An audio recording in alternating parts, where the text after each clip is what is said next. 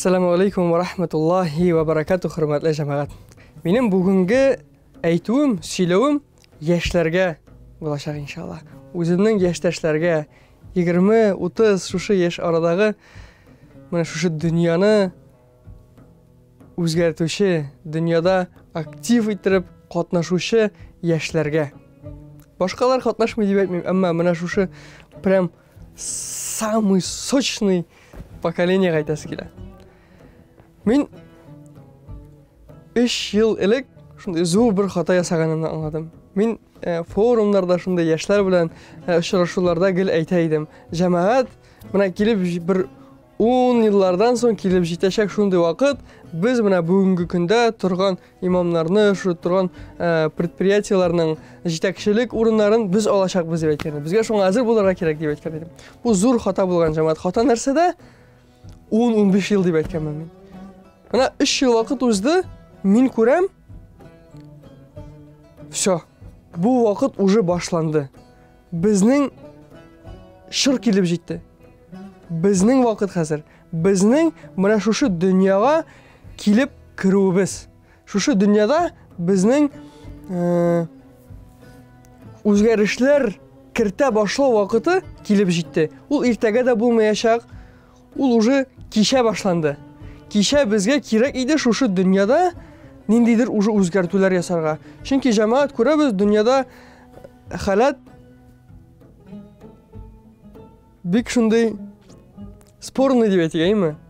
Narsa nishik so'g'ishlar, LGBT, Amerikadan shu kelgan turli techeniyalar, ideyalar borisida shunday butalgan, shunday bir kasha-malashi deb aytaymi? Mana shu dunyoda biz yashaymiz, ham shu dunyoda biz yoki biz shu dunyoga o'zimizni o'zgartib, shu dunyo bilan kelishib, shu dunyoning og'ishinda nechikda bo'lsa yasharga tirishamiz. Yoki biz shu dunyoni olib nechik ishlarga kerak, nindi yo'llar tuzirga kerak ekanini o'ylab, anglab, aymi? Shu dunyoni o'zimiz o'zgartira boshlaymiz. İki saylov var. İki saylov yo'li var. Og'ish bo'yicha bora olasan, ammo lakin yangi nindidir bir ko'rinish kirita olasan shu dunyoga. Shu dunyoda aktiv ettirib qatnasha olasan. Barisi da sening qo'lda. Barisi da sening qo'lda. Ham Peygamberimiz sallallohu alayhi va sallam aytaydi, shu yoshlar, aymi? Yoshlar u imенно mana shu kishilar qo'ysalar shu Peygamberimiz sallallohu alayhi va sallam da'vatin qo'pladilar, anga bo'lishdilar, uning yordamchilari bo'ldilar. Qortlar, ulug'lar tugul, imенно yoshlar. Yoshlar shu islomga, islom da'vatini zo'r ish kiritdilar. Zo'r kuch berdilar. Ham jamoat bugunda bizning klubimizda shunday mumkinlik bor. Shu yoshligimizni, shu bo'lgan kuchni, darmanni, aymi? Nindida bo'lsa bir foydali yo'lga kirtu. Bugungi kunda yoshlar uchun zo'r turli shunday problemalar bor. O'qish masalasi, aymi? Qiyinliklarida diplom kerak, unda uylanirga kerak, u masalalar, aymi? Uylanir uchun kvartira kerak, mashinasi kerak, tegisi kerak. Shunday zo'r bizga spisak требований yoshlikda bizga narsani bo'ldirga kerak. Jamoat u aybirlar bizning qo'lda tugul. Alloh taolo bizning rizqni belgilagan. Alloh taolo bizga narsa yeyish belgilangan, butunisida o'sha yozilgan. Burishlarga kerak tugul ana o'rinda. Bizning tub maqsadimiz shu dunyoda foydali bo'lish. Boritik mana bizga bit Alloh taolo kuch berdi, yoshlik berdi, ham shu yoshlikda bizga ko'p mumkinchiliklar berdi. Biz endi tege o'g'illar, qortlar kibik bolalar tarbiyalawga bizning kuchimiz ketmaymi, ko'p ettirib, anda organizm dirlab tura, bizga shu kuchni nechta bo'lsa foydali yo'lga qo'llanu, foydali ishlarda qo'llanu kerak. Telefonda o'tirib, o'yinlarda o'ynab, o'zingni turli yerlarda izlab yotuv vaqti tugul jamoat. Mana maksimal ravishda shu dunyoga qo'shilishga kerak. Shu dunyoda o'zingning nindi de bulsa bir maqsadını qo'yib, şu dünya şu maqsadını eriştire başla vaqti kirdi.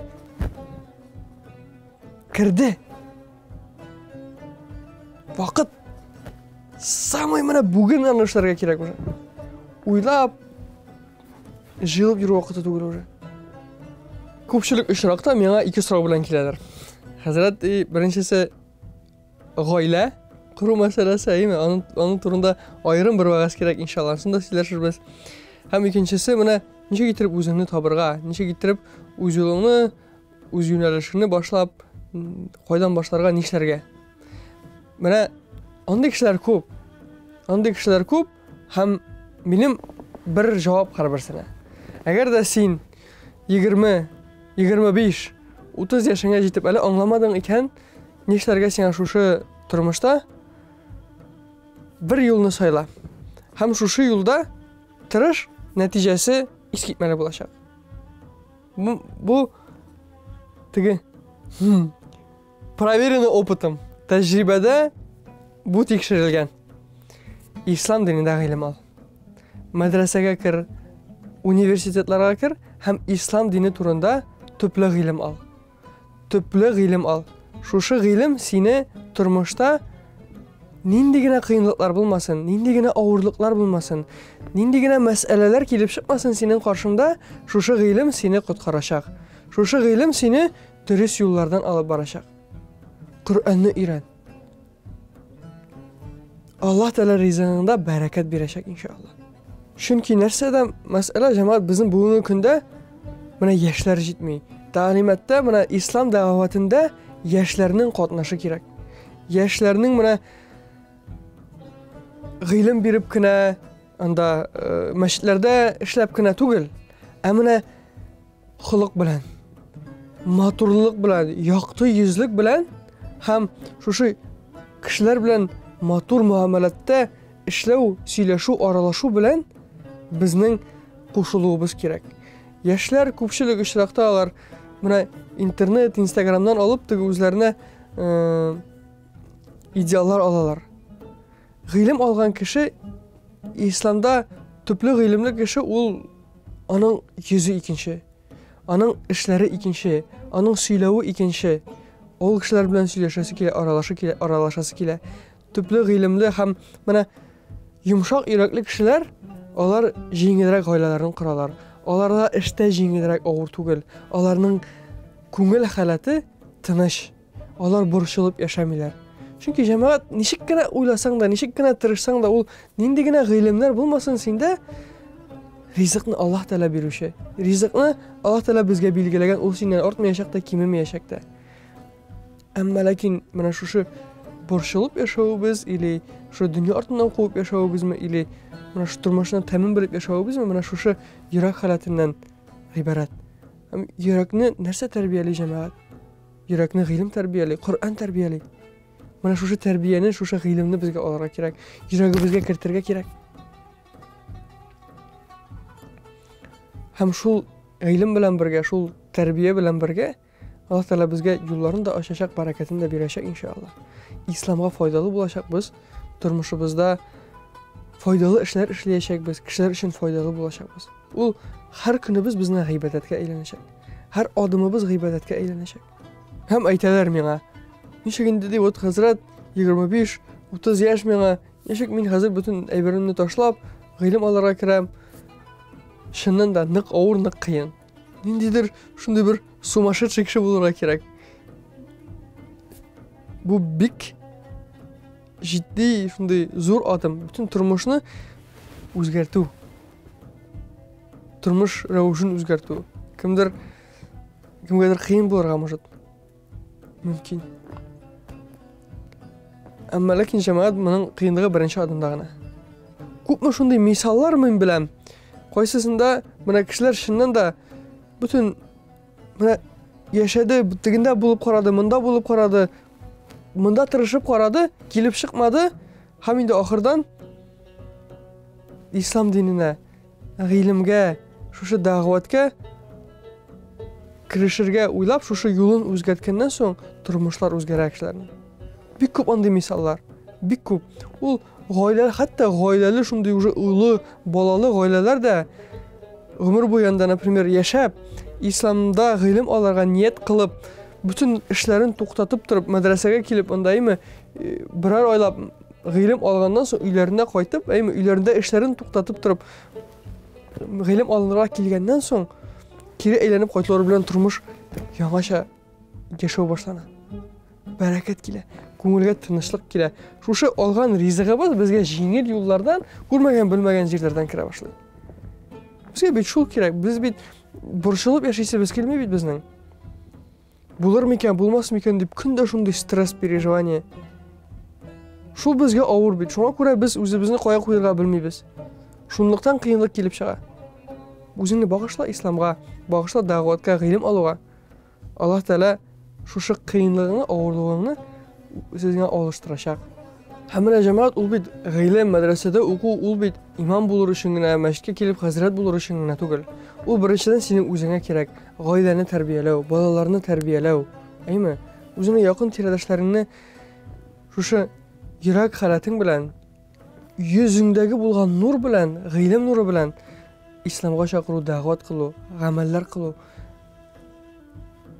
Фарыз түгел, теге гыйлемне алганнан соң бүтән кешегә имам булып мәчеткә килеп эшләргә.